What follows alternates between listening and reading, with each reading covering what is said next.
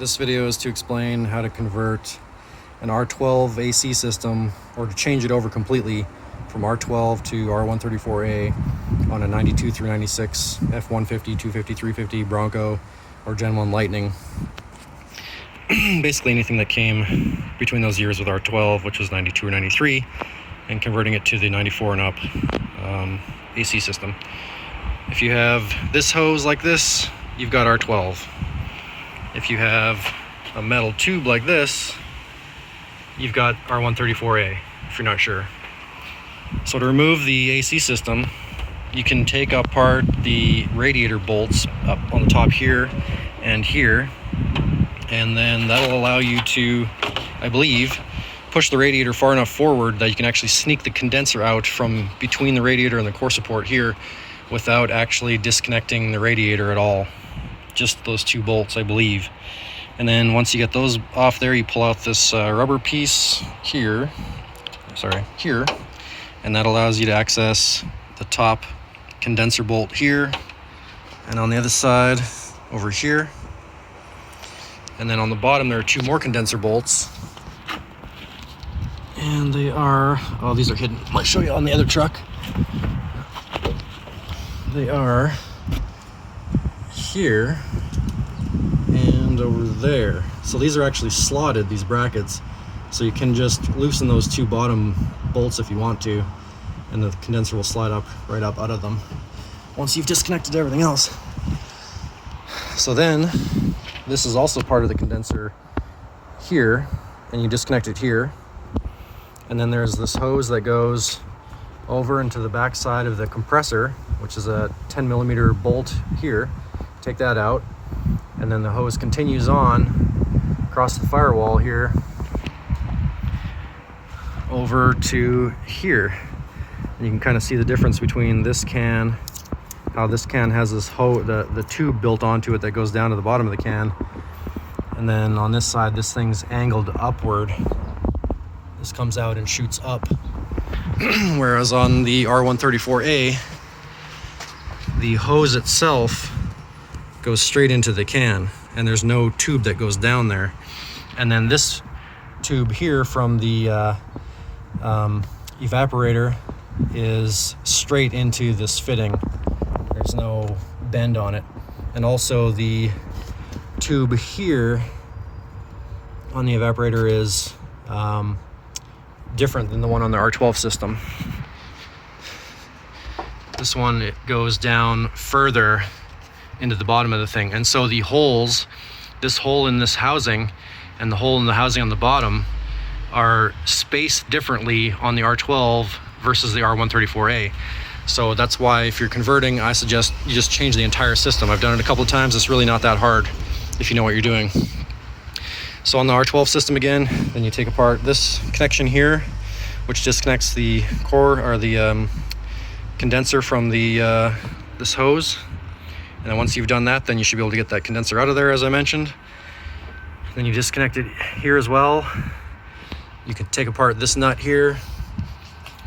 You should have already taken off this. This is now gone. You disconnect the electrical there.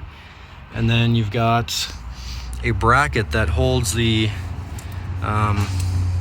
receiver dryer, and there's a bolt down here somewhere. Where are you hiding at?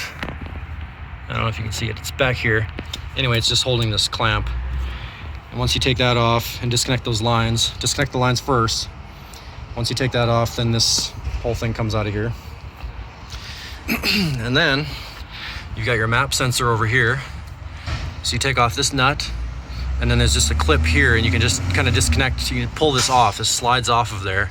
So once you get that one nut off, this entire bracket comes off. So just disconnect your vacuum line and disconnect your electrical connector, and then that nut and this whole thing comes off. And then there's another nut behind here, and you take that one off as well. Then underneath your heater core hoses here is another nut there. It's hard to get to. You might have to take a line off. And then there's another one in this corner over here. So to get to that one, you pull out these two bolts that are holding this actuator around, and then lift this up and kind of move it over to here. and that gives you room to get back there, and also disconnect this vacuum line going to it. Once you've moved this out of the way, you can't remove it completely, just move it out of the way. You'll get to that nut there with a wobbly or U-joint and some extensions, and you got to have the ratchet like way out here, so it's tricky to get to. You might want to put electrical tape around your wobblies so they don't bend too much, but with some patience you'll get that nut out of there.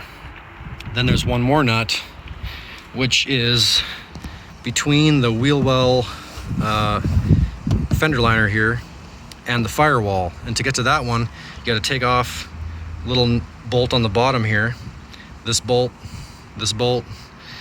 and then on the inside this bolt, if you can see that, this bolt, and one more up here in the middle, and then this 5/16 bolt back here, and that'll allow you to drop this whole fender liner down, push it out of the way, and then you can reach up behind, and then somewhere right about here is that other nut on the bottom left corner of the housing, and this is just too much in the way. You got to drop this down to get your arm behind there.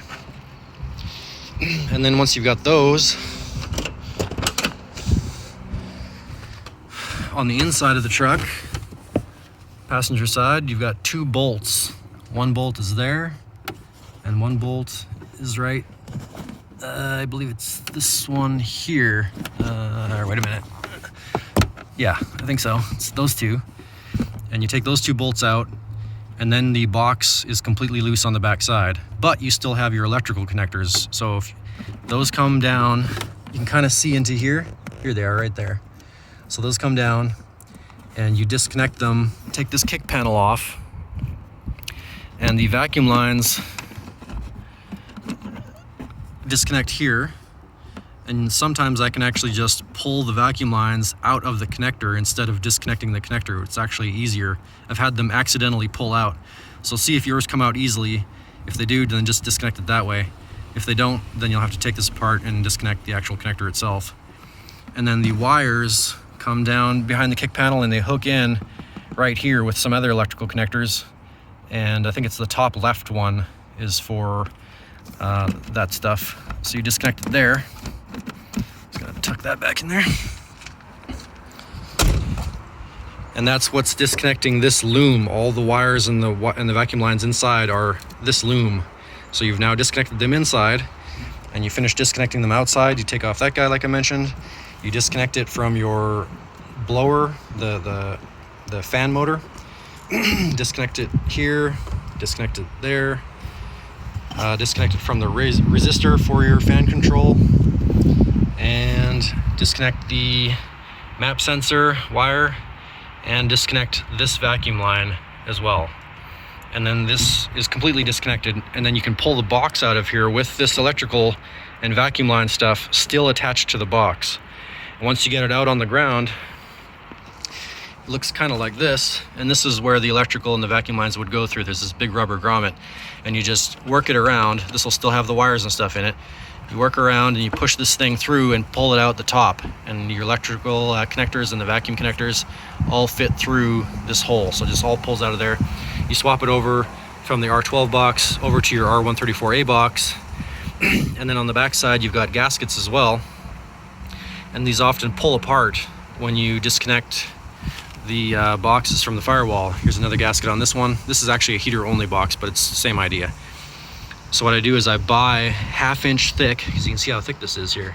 It's about 1/2 inch thick self-adhesive foam from the hardware store, just in case this tears, because most of the time they do. And then if it tears apart, then you can just replace it with that self-adhesive stuff and stick it back on. So from the back side you can see this is where the stud is on the firewall behind the fender liner. This is the top one that's behind that actuator valve.